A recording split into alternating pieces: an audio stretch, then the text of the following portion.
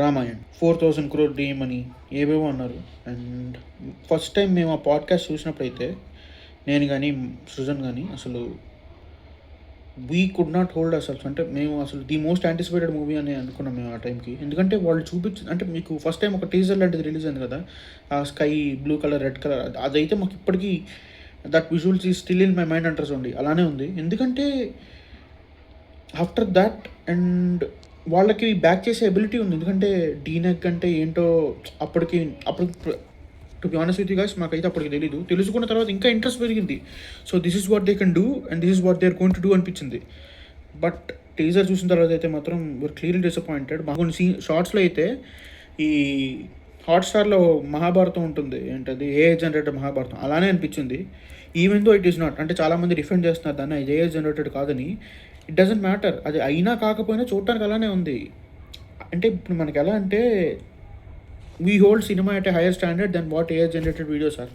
That is a given right. So ఇప్పుడు మీకు ఆ సినిమా కూడా అలానే కనిపిస్తుందంటే అది మీరు ఏతో చేసినా దేనితో చేసినా అది కంటికి చూడటానికి ఇబ్బందిగానే ఉంటుంది. అండ్ స్టార్టింగ్ నుంచి కావచ్చు, ఆ ఫ్రేమ్ రేట్ ల్యాప్సెస్ కావచ్చు, లేదు మీకు కొంచెం కలర్ గ్రేడింగే కావచ్చు, అండ్ ఆ షార్ట్స్ కూడా అంటే నాకు ఎందుకు విజువల్లీ ఏదో అంటే ఎక్కువ మందిని పెట్టేస్తే సరిపోదు, ఎక్కువ మందిని చూపించే విధానం కూడా తెలిసి ఉండాలనేది నా ఒపీనియన్. ఈ పర్టికులర్ కేసు చూసిన తర్వాత అనిపించింది. ఎందుకంటే ఇప్పుడు మీకు ఇదే షార్ట్స్ కనుక బన్సాలీనో రాజమౌళినో తీసుంటే వేరేలా ఉందను. ఏం లేదు, ఒక షార్ట్ ఉంటుంది, శ్రీరాముడు ఇలా నడుచుకుంటూ వెళ్తూ ఉంటే అందరూ పూలు చల్లుతూ ఉంటారు. ఆ షార్ట్ ఎందుకో నాకు ఇరికిచ్చినట్టు ఉందన్నమాట. అంటే బాగుంది, బట్ దాన్ని బెటర్గా చూపించే వేస్ ఇంకా చాలా ఉన్నాయి అనిపించింది నాకేం తెలియదు సినిమా గురించి. నాలాంటి వాడికి అనిపించింది అంటే ఇంకా దే కూడా డన్ బెటర్ అంతే. బట్ వాళ్ళు స్టూడియోస్లో కంప్లీట్లీ మూవీ మొత్తం స్టూడియోస్లోనే తీశారంటున్నారు. రియల్ లొకేషన్స్కి వెళ్ళే ఛాన్సే లేదు వాళ్ళకి. అథెంటిసిటీ మెయింటైన్ చేయలేకపోయారు. మనకు చూస్తే ప్రతి షాట్లోని నేచర్ క్లియర్గా కనపడే ప్రతి షాట్లోనూ వాళ్ళు అక్కడ అవుట్ ఆఫ్ ప్లేస్లోనే ఉంది, మనకు క్లియర్గా తెలుస్తూ ఉంటుంది. తుఫాన్లా వస్తూ ఉంటుంది, రాముడు ఇలా నడిచి వస్తూ ఉంటాడు, జుత్తు ఇంచు కూడా కదలదు. అండ్ మీకు షార్ట్ కూడా ఉంటుంది, మొత్తం ఒక కొండపైన నిల్చున్నట్టు ఉంటుంది, రెడ్ కలర్ స్కైలా ఉంటుంది.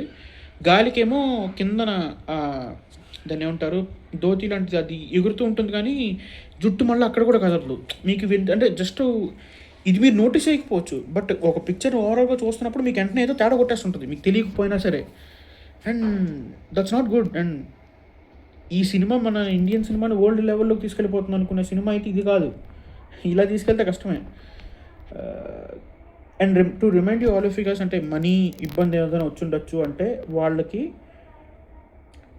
గాడ్జిల్లా మైనస్ ఉన్న సినిమా 80 కోట్ల మీద తీసిన సినిమా అది.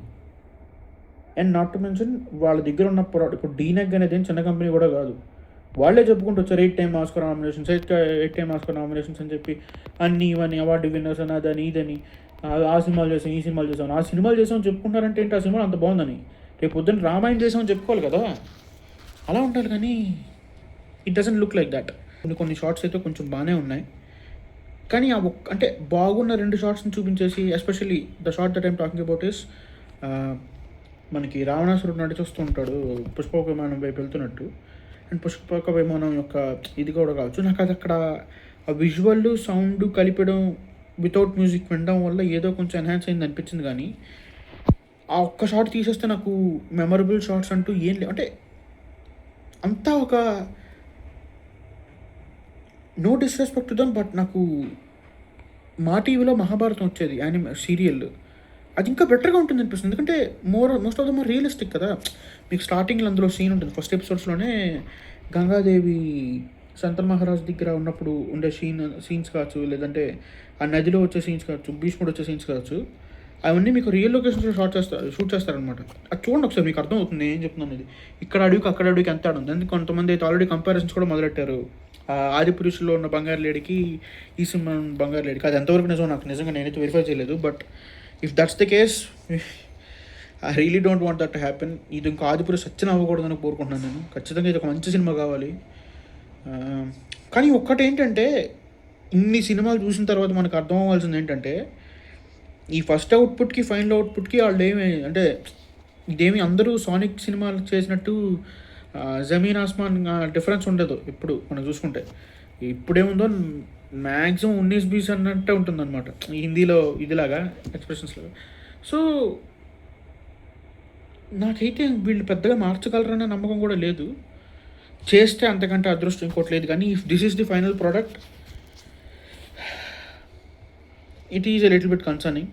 నేనేం అంటలేదు. ఇంకోటి, visuals is not a loan going to make up the movie, right? అంటే కథను ఎలా తీసుకొస్తున్నారు, ఎలా తీశారు, మళ్ళీ ఇంకోటి ఆ పేర్లు మార్చేసి చండాలంగా ఆదిపురుషులా చేయకుండా మంచిగా చేసి ఉండొచ్చు.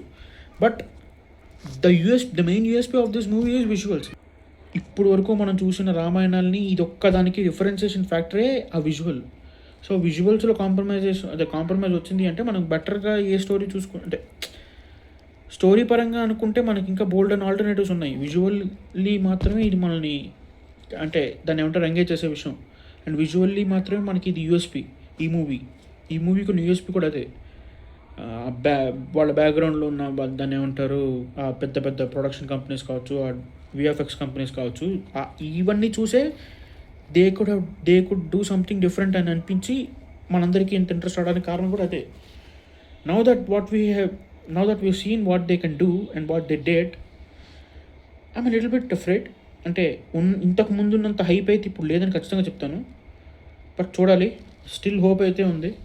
ఖచ్చితంగా I'm thinking that they will bounce back. And to address the outrage on the internet, రాముడు గారు రణబీర్ ఏంటని, and we can clearly see the age difference. అక్కడ ఆయనకి పెళ్లి జరిగే టైంలోనే 16 ఏళ్ళు ఎంతో ఉంటాయి. యాక్టింగ్లో wise I think they can pull it off. And అంటే మనం ఎంత ఇదిగా అనుకున్నా, ఇప్పుడు రణబీర్ని కాకుండా ఇంకెవరినైనా పెడదాం అనుకున్నా, ఒక యంగ్ యాక్టర్ని పెడదాం అనుకున్నా, they are putting a lot of money, right? They also think about the commerciality behind it. So worst case సినారియోలో కూడా వాళ్ళు రికవర్ చేద్దామని చూసుకుంటారు కాబట్టి they want to create as much of safety net for that movie. So అందుకోసమనే తీసుకున్నారు అనుకోవచ్చు. But we can clearly see the age difference. మనకు కాదు కళ్ళకి కనిపిస్తుంది. At least if he can make it up with his acting, and I know he can, we can see a good movie. And yeah, it should not become another Adipurush. That's what I'm trying to say. And please, makers ఖచ్చితంగా దాని మీద work చేస్తారని అనుకుంటున్నాను. And editing issues కావచ్చు, choppy editing కావచ్చు, లేదా మీకు ఆ ఫ్రేమ్ రేట్ జెటర్స్ కావచ్చు, మోర్ ఇంపార్టెంట్లీ ఆ క్రీచర్స్ కావచ్చు, ఆ సెట్టింగ్ కావచ్చు, ఇంకొంచెం రియలిస్టిక్గా ఉంటేనో, అంటే ఆ మనుషులు, ఆ చుట్టూన్న సరౌండింగ్స్, మనుషుల్ని యూట్యూబ్ తమ్నైల్లో పెట్టినట్టు బ్యాక్గ్రౌండ్ అంతా వేరేది, మనిషిని పేస్ట్ చేసినట్టు అలా ఉండకుండా ప్రాపర్ మూవీలో ఉండగలిగితే, మూవీ టెక్స్చర్లో ఉండగలిగితే, I think this could increase or elevate our experience of watching this movie. So మీరేమనుకున్నారో ఖచ్చితంగా కామెంట్స్లో చెప్పండి. నాకైతే కొంచెం హోప్స్ తగ్గిననే చెప్తాను. And it's not what we signed up for, అది మాత్రం చెప్పగలంతే. సో